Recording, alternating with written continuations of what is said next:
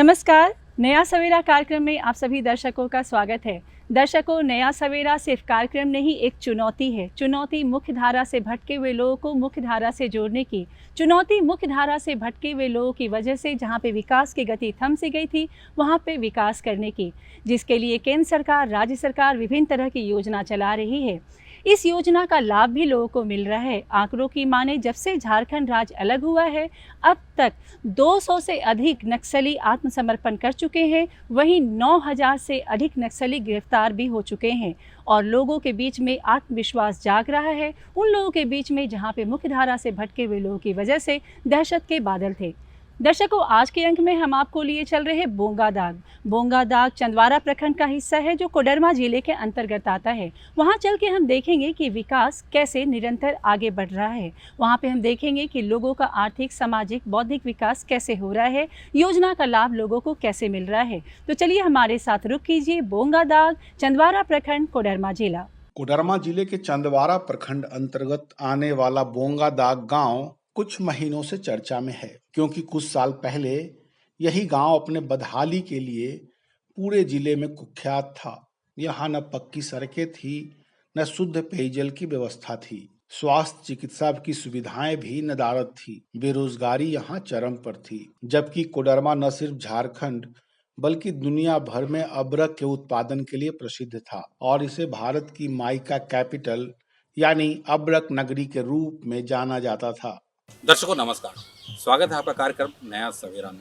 आज के अंक में हम कोडरमा जिले के चंदवारा प्रखंड के बोंगादाग गांव पहुंचे हैं। यह गांव कभी नक्सल प्रभावित क्षेत्र हुआ करता था, लेकिन सरकारी नीतियों के बाद अब यह नक्सल मुक्त हो गया है, जिसके बाद इसका स्वरूप पूरे तरीके से बदल गया है। तो आइए यहाँ के ग्रामीणों से मिलते हैं और जानकारी लेते हैं कि किस तरह से इनका गांव स्वरूप बदलते हुए विकास की ओर अग्रसर हो रहा है। यहाँ पर साधन सबसे पहले कि आने जाने की व्यवस्था ठीक नहीं था, हम लोग पैदल आते थे और आज उस दिन से आज सुधार हुआ है।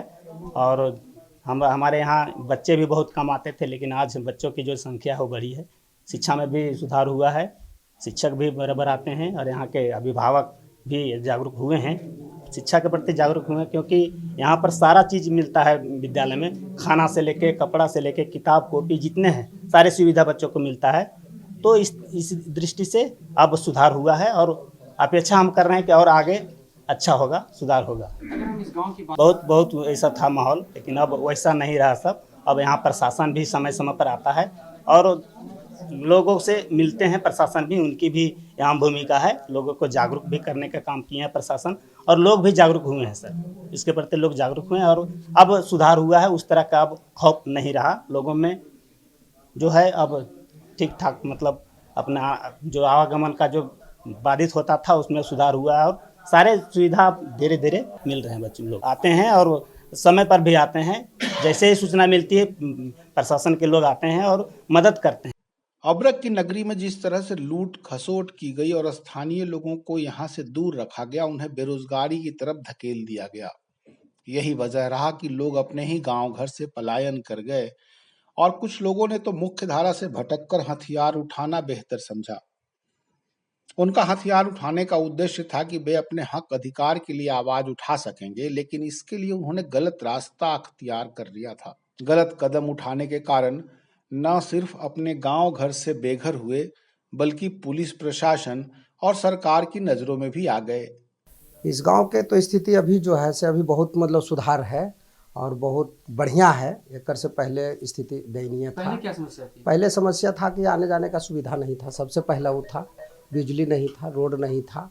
इस इलाका में जो है से आने जाने की सुविधा नहीं रहने के कारण कोई आ नहीं पाते थे।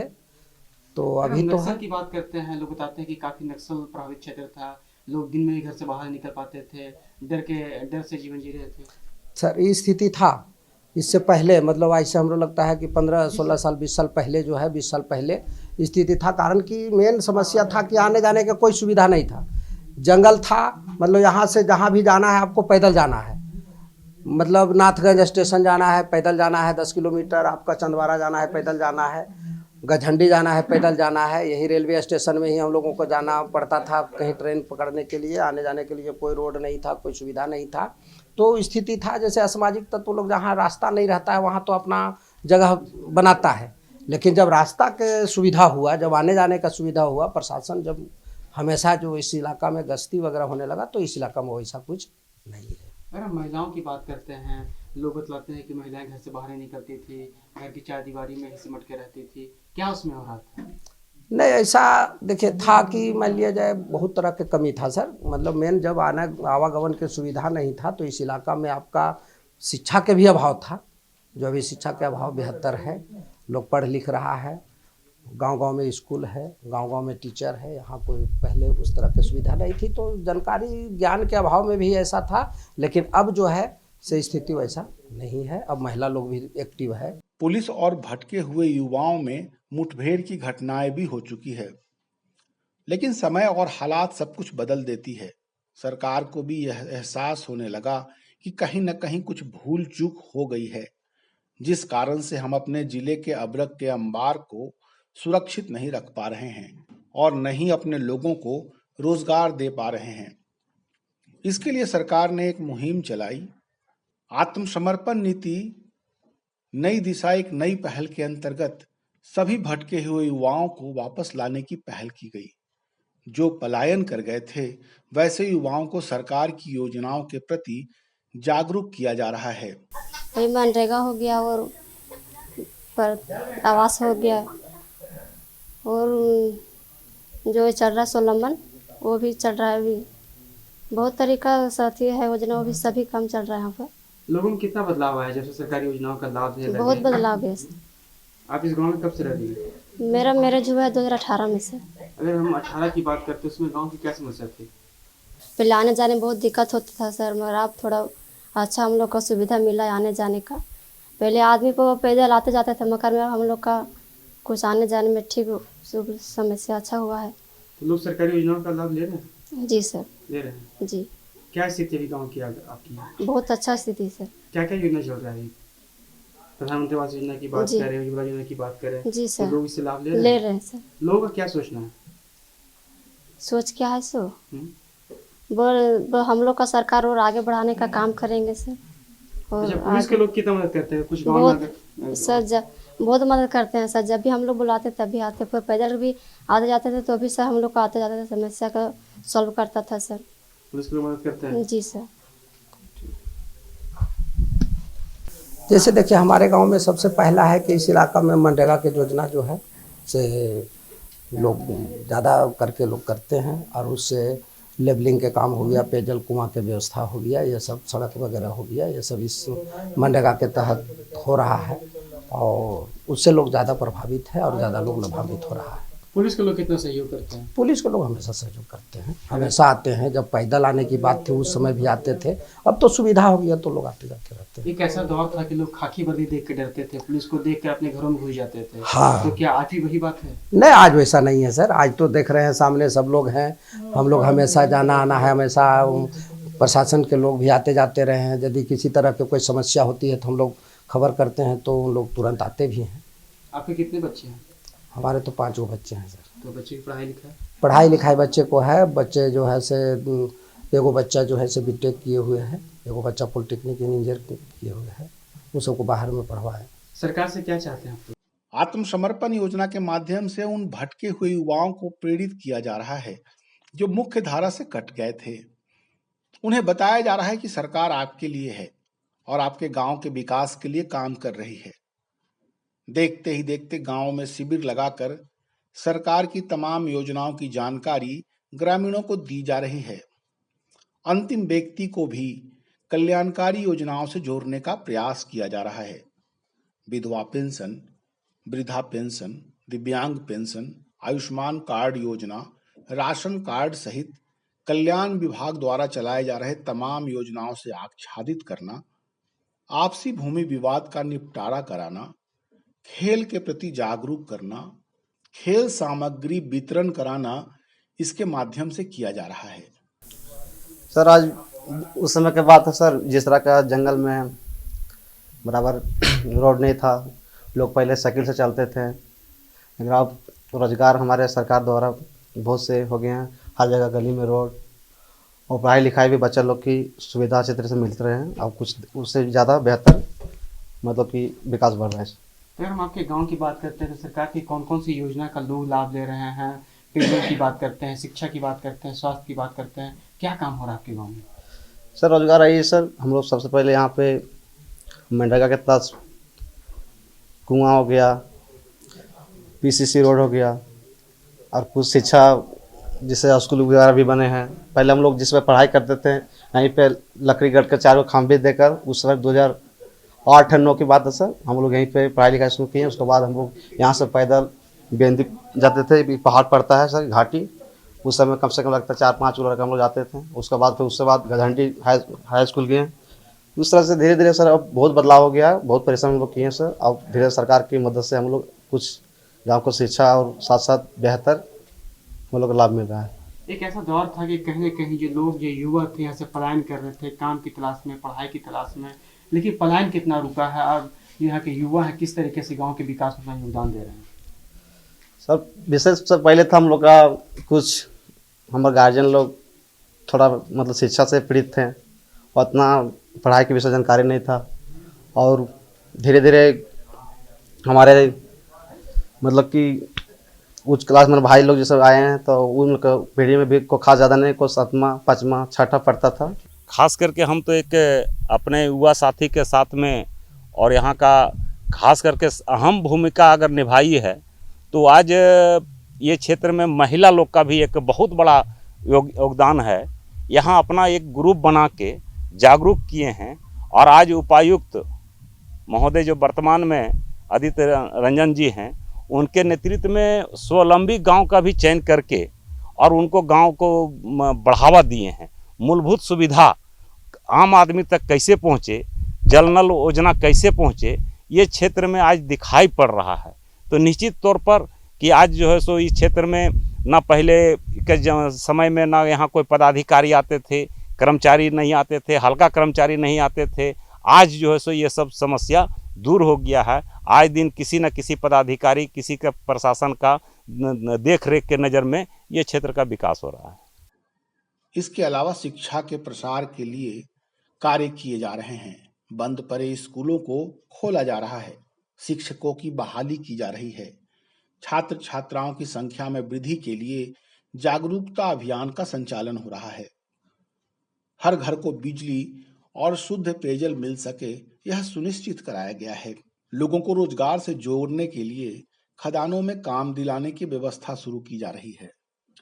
इसके अलावा खेती बाड़ी से जोड़ने के लिए कृषि योजना के माध्यम से भी किसानों को जोड़ा जा रहा है। बेंदी पंचायत 1956 में अस्तित्व में आया, गजट हुआ, और इसके बाद आज जो है सो कोडरमा जिला चंदवारा थाना के अंतर्गत आते हैं।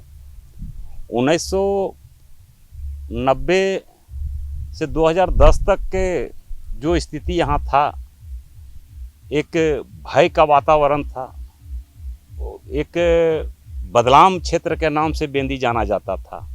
सुदूर और जंगली क्षेत्र तो है, इसका भौगोलिक ही बता रहा है, और इसमें 17 रेवेन्यू विलेज गांव पड़ते हैं, जिसमें 2010 के बाद प्रशासन के सहयोग से, और आज ये मानते हैं कि वर्तमान जो हमारे एसपी साहब हैं यहाँ श्रीमान कुमार गौरव जी, उनके नेतृत्व में आज बेंदी पंचायत में बच्चों का खेल के बारे में उत्साहित किए।